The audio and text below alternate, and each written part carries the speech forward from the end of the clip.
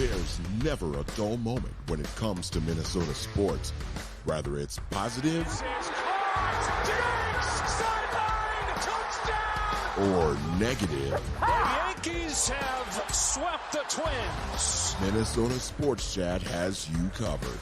Talking nothing but Minnesota sports all year long.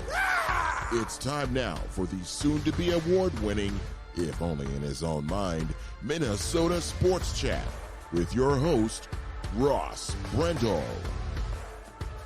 Well, here we go. Edition number 215 of the soon-to-be award-winning Minnesota Sports Chat. Award-winning, if only in my own mind. Coming to you live from the home studio this morning in the North Metro, the 55110. Minnesota Sports Chat is presented by my friends at Beans Coffee Company. Use the promo code SportsChat at coffeebybeans.com and you'll save on delicious small batch coffee. Welcome back to the podcast, Mr. Mitchell Hansen from Canis Hoopus and Winsider, the Hitting the Hardwood podcast, and so much more. He is at M_Hansen with an E, 13 on the X machine. He joins us on this Saturday edition from the home studio because we were all up way too late last night watching a clunker of a NBA playoff performance by the Minnesota Timberwolves. Nobody better to discuss that than Mr. Mitchell Hansen. First compliment of the pod. Love the hat, my guy. It's good. Thank you. I appreciate it. I love this hat. I wear it way too often, or way too much, I should say. And I need to get another one. So it's starting to get a little dirty. I have a love-hate relationship with hats. I like to wear them, but only really when I'm outside doing things. Yeah. And if you look at me and my physique, I'll be honest, I'm not outside doing things all that often. So I'm more of a weekend wearer of hats, or in the evenings. Okay. If I'm doing something outside of work. We also have the same color scheme today. I went rocking a Sioux Falls salmonish shirt, and you got I got my Huskies on. Yeah, I was saying, I'm guessing that's a Husky shirt from the color. Go Huskies. All right. Enough of the Mutual Admiration Society and the complimenting of apparel. Let's get right into it. So I mentioned this is a Saturday record. Last night was Game 3 between the Wolves and Denver. Denver comes to Target Center, wins 117-90. The series is now a 2-1 advantage for the Minnesota Timberwolves. Neither team has won on their home court. And by the way, Mitchell, I'll add that final score of 117-90, maybe not even as indicative of to how lopsided the game was. And you would say, well, 27 points, that feels lopsided. It didn't get ugly late. It was ugly all the way through. And I guess my first question to you, and I think I know how I would answer it, but is that just a bad performance, or is that a sign of things to come?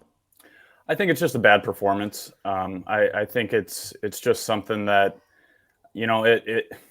these games happen, and although that's not an excuse. I mean, you look at Denver in Game 2, that it happened that way, where Minnesota kind of just took advantage of them and kind of came out of the gates firing. And once you take a team out of it, once you take that home atmosphere out of it, that home crowd, it's tough to battle back into that. And once you fight behind, you're constantly climbing back into it. But as disappointing as it was to see that kind of performance, looking at on the other side of things, it's, I'm trying to play devil's advocate here and kind of play both sides of things and kind of keep a positive outlook. It's maybe a good thing for this team to kind of get grounded a little bit and kind of get that kick in the jaw, or a punch in the jaw, whatever you want to call it. But, kind of get knocked back down, or kind of get, brought back down to reality a little bit, that, hey, we still have a little ways to go. We still have a couple games to win here. And we still have to keep our foot on the pedal, or gas pedal, until the season or the series is over. So I think it'll end up being a good thing for them, kind of bring them back to reality a little bit. I know everybody, including the fan base, was riding high. Is this going to be a sweep? Are we automatically going to be going to the finals? That kind of stuff. Still have a ways to go, and there's some work to be done, and they still have a little ways to go to get, to take down the defending champions. Well, I think you took the words right out of my mouth. And by the way, at the home studio, if you hear any meowing in the background, that's the unofficial home studio co-host. So sorry about that. She's awfully That's not a sound talkative. bar or anything? Nah, she's awfully talkative this morning. I think she's angry about her food situation. You took the words right out of my mouth, Mitchell. I figured Denver would come here and more than likely win at least one of two, probably one of two. I said at the outset, I think Minnesota's going to win the series in 6 games.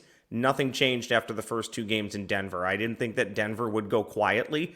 I love what you said about kind of the no-show or the clunker for the Minnesota Timberwolves at home. You can make that same argument that Denver had the same thing happen to them in game 2. So in all honesty, if you want to make that argument, then you say, okay, well then the series just looks like the Timberwolves are up 1-0. And that's exactly where they're at right now, looking to win 2 more to move on to the Western Conference Finals and get Oklahoma City or Denver. This was never going to be a romp to a Western Conference Finals or the NBA Finals.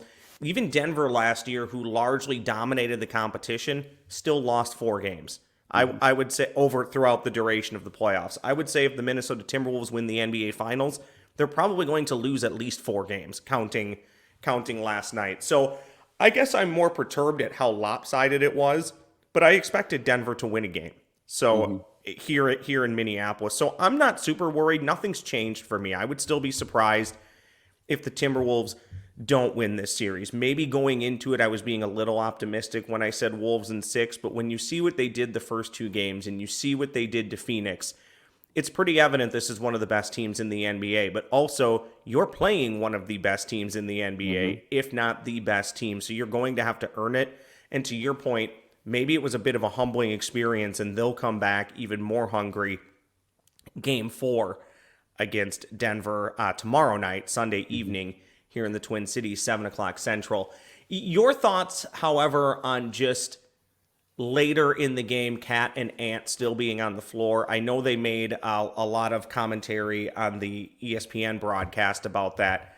You good with the guys being out there in a game they obviously weren't going to win, or do you see the benefit in those 2 being out there, even Rudy out there late, maybe just trying to get a little bit of momentum and I don't even want to say send a message, but just be in a better frame of mind as we head into game 4? I'm okay with it. I think that, when you have a game like we had in game 3 where they were struggling, they were kind of struggling to really get any flow to the offense. They're struggling with turnovers, a little bit of everything. You could just tell something was out of sorts. Maybe that's credit to Denver and their defense and their adjustments after, the 3-day break or whatever, and kind of figuring something out defensively. But I'm okay with them, playing a little bit longer and maybe working out some of those kinks, trying to get some sort of a rhythm that they can kind of ride into game 4 with. Maybe the coaching staff could, pick something out of those minutes late in the game where, they could say, hey, we made this adjustment, in the third quarter or fourth quarter, whatever it may be, or in the second half, and let's work on this more. Let's focus on this more. Let's build on this for game 4. So I'm okay with it. And I also think too, like those guys want to be out there. Now I know the coaching staff can tell them, hey, sit down, you're done. And there's nothing they can do about it. But those guys want to be out there. They don't want to be sitting on the bench. They don't want to be looking up and see that they're down by 25 points and end up being 27 points at the end of the game. But so those guys just want to be out there. I don't have a problem with it. Now, if it was something where they were playing crazy minutes where I'm looking at the minute total right now, like Towns had 32 and a half minutes. Rudy was just under 27 minutes. Anthony Edwards was just over 37 minutes. That's not too bad. If they were, nearing that 40-minute mark, okay, then you got to sit them down. Like we're kind of running these guys into the ground. But, I think that I'm okay with it. And, I don't see any issue with it at all. Do the Wolves need to find a way to get Mike Conley Jr. a bit more rest? I kind of thought that Monte Ellis would play a bit more than he has in this series and in this playoff run. Maybe the Wolves feel okay with it because there's typically a day off, sometimes 2, sometimes an entire bleeping week between games. So maybe they thought that would be good. I thought last night was the first time in the playoffs, other than the first game against Denver where Mike just wasn't all that great. Last night he did look tired. I mean, he just didn't look himself. Bad passes, bad turnovers, a lot of flat shots. Again, is that just a bad game and he'll be fine, or do the Wolves need to find a way to get him an extra breather or two, especially as these playoffs go on? I mean, you're talking about, at bare minimum, Mitchell, bare minimum 16 extra games for a guy who's a bit longer in the tooth. So do the Wolves need to find a way to get him some more breathers in these games? Because I'll be honest, he's probably as important as anybody to the success of the Minnesota Timberwolves in these playoffs. Yeah, I do think that, they could maybe try and incorporate some of the other guys in there a little bit. The nice thing about Mike Conley is he's such a calming presence for this offense, and he kind of slows things down. He sets things up. And I think that's the most intriguing thing for on that side of things. And, I would have maybe liked in game 2. Now it's a little different because they had that 3-game break in between game 2 and game 3. But if let's say they had a day break in between game 2 and game 3, I would have liked to maybe see in game 2 with the, kind of the blowout nature of that game, maybe incorporate some of the guys like they did with Jaden McLaughlin coming off the bench last night, giving him some extra minutes to give Conley a little bit of rest, or Morris, as you mentioned, having him come off the bench and kind of, give Mike Conley a little bit of a break. But, you could definitely tell he was out of sorts. Whether it was, he was tired, he was, kind of run into the ground, whatever it may be. Turnovers are a big issue, or a bigger issue than they normally are for him last night. But that's the nice thing about Mike Conley is he's just such a great floor presence and veteran presence and voice out there, that I think the part of the reason that he did stay out there was, that hope of maybe he can help us get back into this game. And maybe, he is that, that igniter, that, sets things up and makes his teammates better while they're on the court together. So I think that's part of the reason maybe that we saw him out there, still a decent amount in game 3. But to your point, it would be nice, maybe that's something they address in the offseason of getting, somebody that can come and play some quality minutes off the bench at the point. Or maybe it's Ant running the point a little bit more and giving Conley a little bit of a breather. But I wouldn't mind seeing that, especially as the series and as the postseason progresses, kind of giving him a couple extra minutes here and there to get a little bit of a breather and to, get some time on the bench and kind of, get that old body, a little bit of a rest so that he's not so worn out.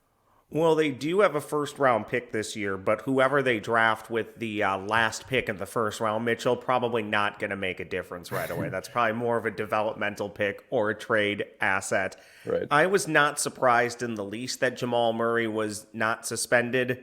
What did you make of that? I just thought if that was a regular season game, they obviously suspend him. They probably suspend him for a couple of games. I'm not, trying to minimize what he was doing, and I love that he claims his intent wasn't to hurt anybody. I don't think his intent was to hurt somebody, but that's what happens when you make stupid decisions.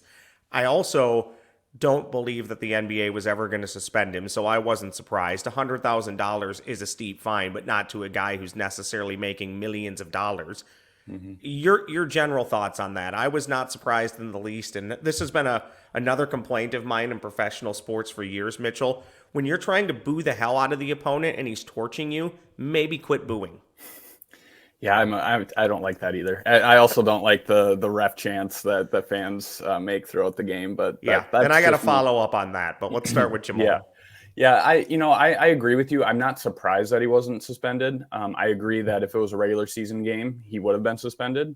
I get the fact that it's the postseason. You don't want to really impact the postseason if you don't have to. The thing that's a little different for me in this instance where I think a suspension could have been justified is the fact that there was more than just one incident that occurred. Let's say if it was just the heat pack at one point that he threw out on the court, or that was just the one instance that took place. Okay, maybe you just give him a fine and that's it. But the fact that it was a towel, it was a heat pack, and he made the gestures that Rudy Gobert was not suspended but fined for earlier in the season. The accumulation of all of that, I think maybe it would have warranted a 1-game suspension. But we've seen this, and I listened to the pregame with on the radio with Alan Horton and Jim Pete. And Jim Pete, I don't have to tell everybody listening or watching that I don't have to explain to everybody how great Jim Pete is, but Jim Pete is phenomenal, not only on TV, but when he switches over to the radio in postseason. But he was talking about pregame that the NBA hasn't really had those moments where they make a statement. You look at why can't I think of it? Patrick Beverley, Draymond? who got suspended, 4 games next year for throwing a basketball, not once, but twice at a fan in the stands. He got a 4-game suspension.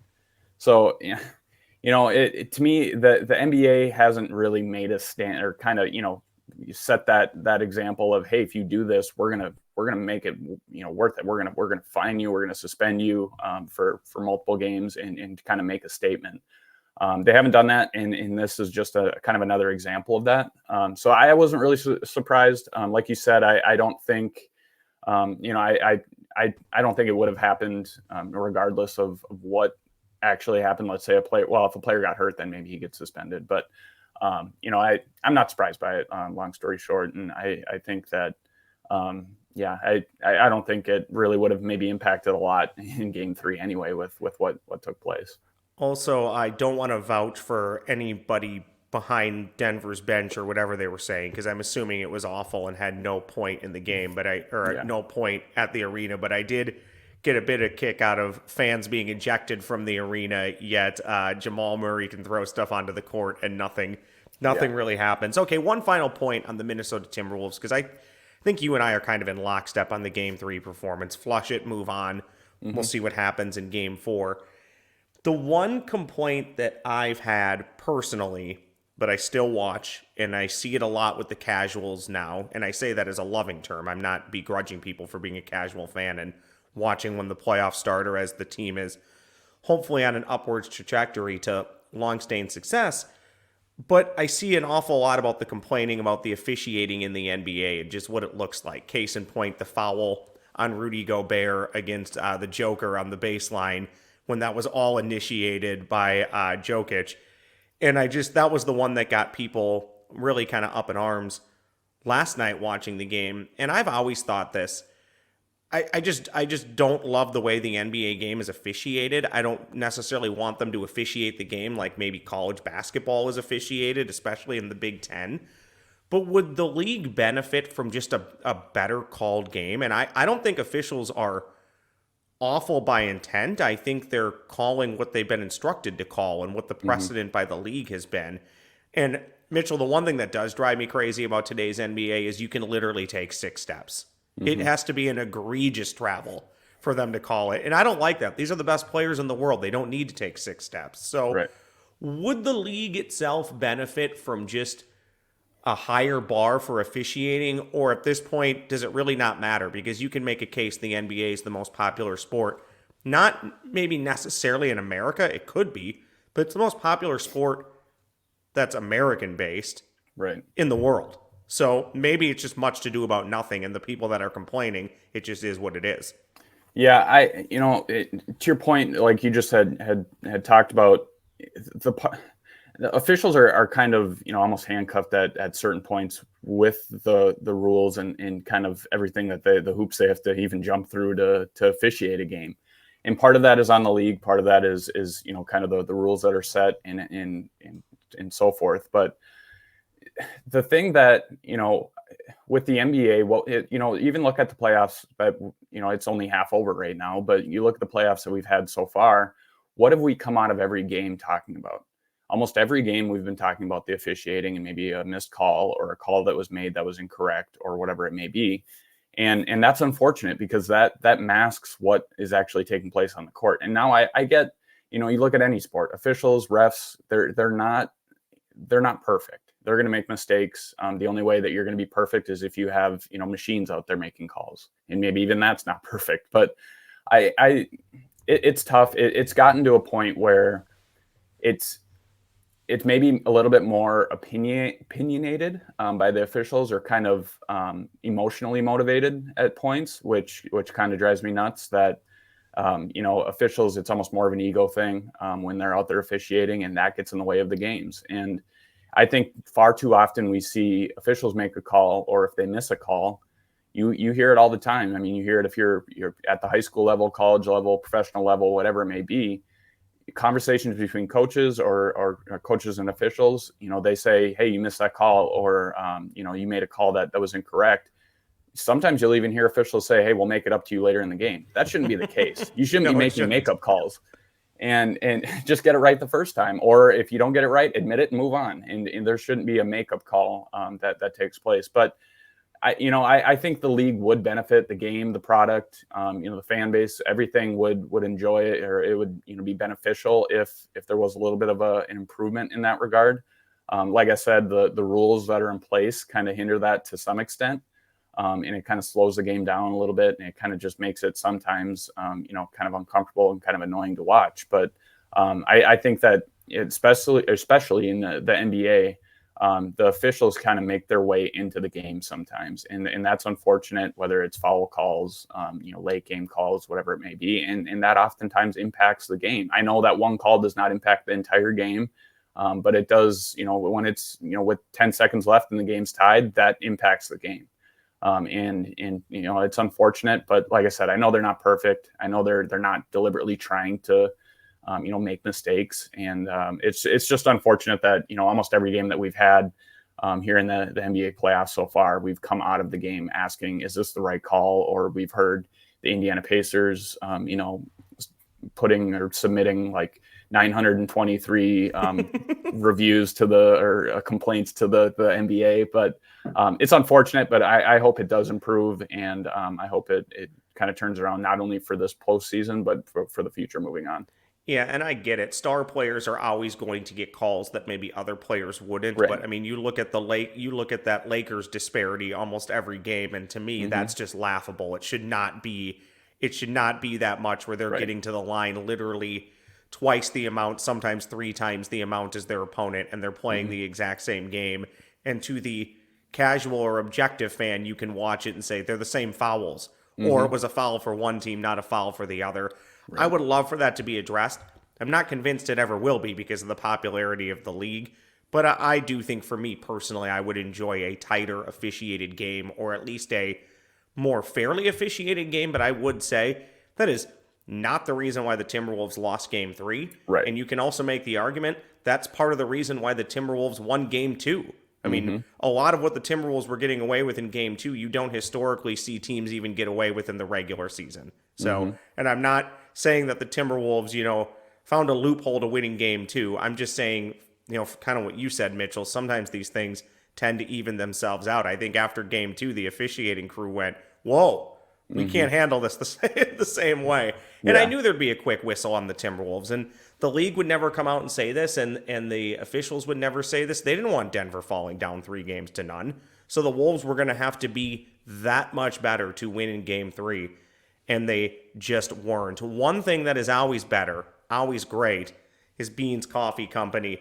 They're caffeinating me as I record this pod with my guy Mitchell. There's Laney Lou. That was the unofficial co-host from about 20 minutes ago. Beans Coffee Company, they have a roaster blend in a variety of different flavors. It's sure to satisfy any coffee drinker, whether that's you, maybe that's a significant other. Heck, maybe you need to send a late Mother's Day gift. Go to coffeebybeans.com. They'll help find that perfect gift for you, or just the perfect coffee for yourself. Coffeebybeans.com. Light roast, medium roast, dark roast, whatever you're looking for, they have it. You can even set up a coffee subscription and order, every 3 weeks, every month, depends on how quick you drink your coffee. Do that, or just order by the bag. Your cup of coffee is important. Drink the best around. I'm still working on the Perfectus blend. I'm back to that. It's a delightful roast with a hint of cherry. I love it. Beans Coffee Company, they ship anywhere in the U.S. Free shipping on all orders of $35 or more. Best part, you use the promo code SPORTSCHAT. That's SPORTSCHAT. You'll save some cash at checkout. Coffeebybeans.com. Promo code SPORTSCHAT. All right, my guy, I classify you as one of the biggest Vikings fans and supporters that I know. Anytime the Vikings lose on Sunday, we get the I am sad gif. Anytime they win, we get the tweets that they're going to the Super Bowl from you. You're one of the ride and dies with the purple. So I'll set it up this way, and I just want your honest opinion on the Minnesota Vikings NFL draft. You happy with J.J. McCarthy? You good with J.J. McCarthy? How about your guy Dallas Turner? And anything else from the draft jump out to you as it relates to the Minnesota Vikings? I think that first round, and I was down at the draft party down in Minneapolis, which was my first time, and it was a lot of fun. It was probably one of the best times to go with this year in just kind of the excitement around the draft. But I honestly think it was probably the best case scenario for the Minnesota Vikings in that first round. I hope it doesn't lead to me posting those I am sad photos on social media, which I love to do so much. But that's a phenomenal picture, by the way. I don't even know where I got it, but I use it all the time now. It's from like a random Division I football game between like two Conference USA teams. I remember seeing it on Sports Center or something. But yeah, it's great. I remember I saw it on Twitter or X, whatever we're calling it, and I saved it immediately, and I even texted it to myself. I'm like, I am not losing this, and I'm using it all the time. So I do use it all the time. But I do think that, it was probably the best case scenario. We heard leading up to the draft that Minnesota was going to have to trade up or package up, even 3 first-round picks, the 2 this year and 1 next year to move up to try and get into the top 3. And I think, we saw reports after the draft that they tried to do that. I don't know if that's a smokescreen. I don't know if that's, that's just them trying to see what they could do and to try and move up. But I think, staying at well, they ended up trading up to 10, but staying kind of where they were at and also hanging on to that second first-round pick, I think was huge because you address 2 big holes left by, that are now open or that were open over the offseason left by Kirk Cousins and Danielle Hunter. You replace those guys right away with 2 quality first-round draft picks. Now I'm intrigued specifically with J.J. McCarthy just to see, how fast he's able to get acclimated to this offense and how he's able to step up because he didn't really have to step up when he was at Michigan. Now he's probably more than capable of doing so. But we haven't seen him maybe as much as, maybe the other prospects of having to take over games and win games by himself. So I'm intrigued to see if he's able to do that, how he handles those late game situations. But with this offense, I think any quarterback can succeed. I think Sam Darnold would have been fine leading this offense too.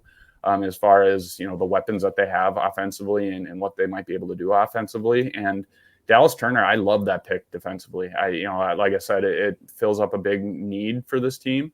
And from all I've heard, I'm not going to admit that I follow the college football game that closely. I wasn't that familiar with Dallas Turner. I know he's solid, and I know he had a great career at Alabama, but from what I've seen and heard and read, he's one of the top defensive players in the draft, or was one of the top defensive players in the draft. And if he can end up being, anything like what Danielle Hunter was, or if he can live up to his hype, I think that's a home run pick as well. But I would have maybe liked to see them have a few more picks in the draft, but with the 2 first-round picks specifically, I think it was best case scenario.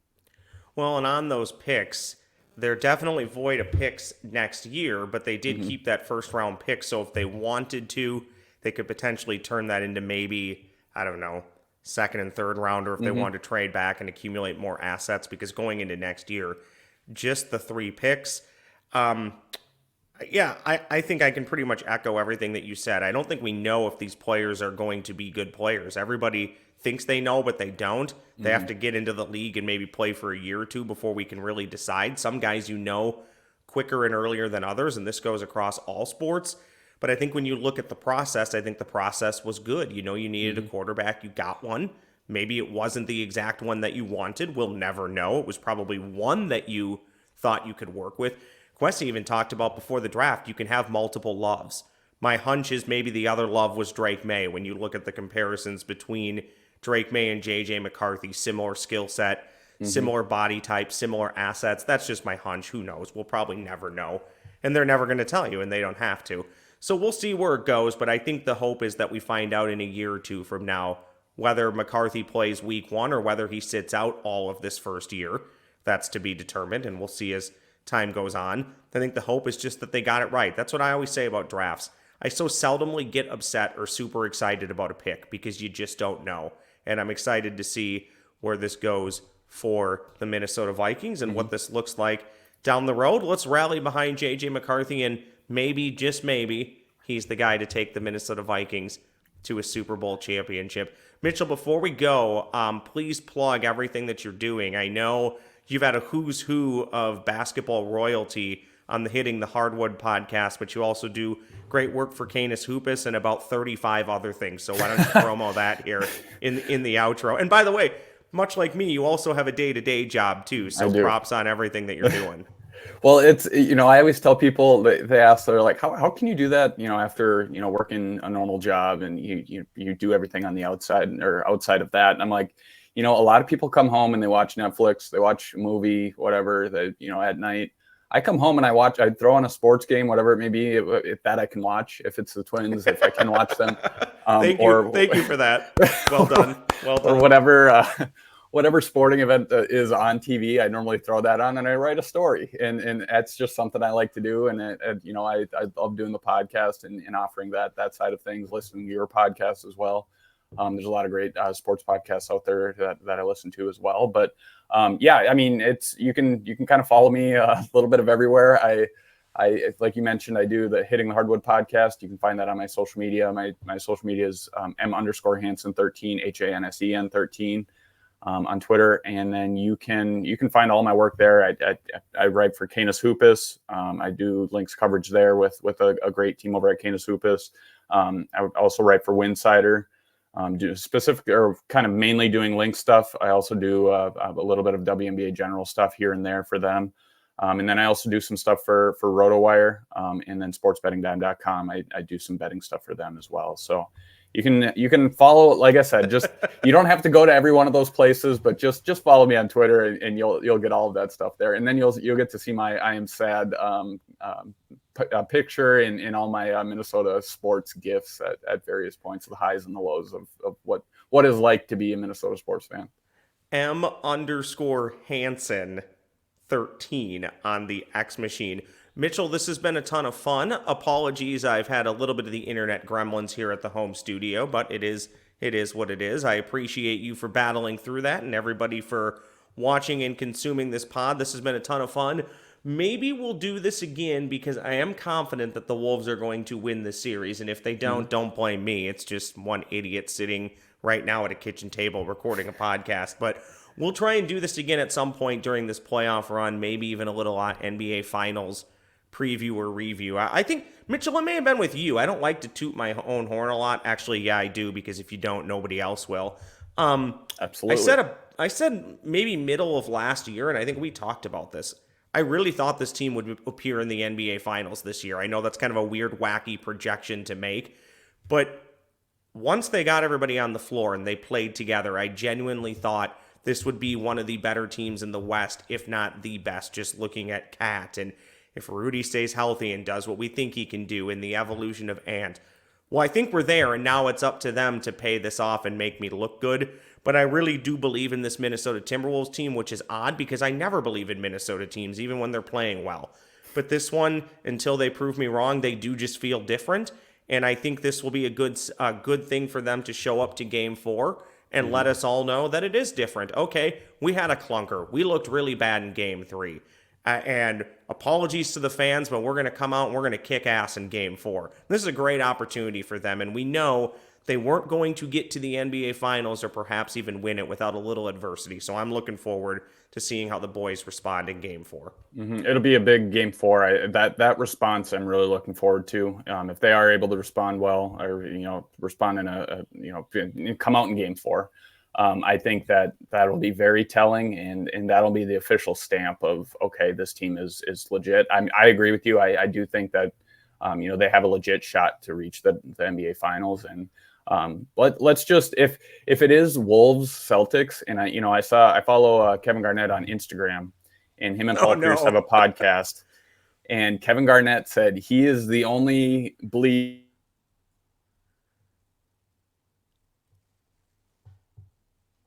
in the NBA Finals, and it sounds like if that is the case, he will. I wouldn't be surprised if we see him at multiple games in both locations for that Finals. That would be intriguing, and that would be a fun series if that was the case.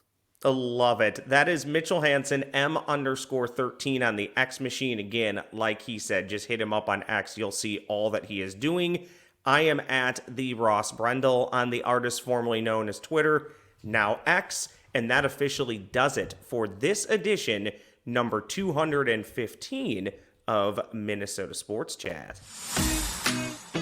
Thanks for listening to Minnesota Sports Chat, presented by Beans Coffee Company. Use the promo code SPORTSCHAT. That's one word, Sports Chat, to save at checkout. Follow Ross on X at @TheRossBrendel. Like and subscribe to Minnesota Sports Chat wherever you get your podcasts. Rate and review kindly.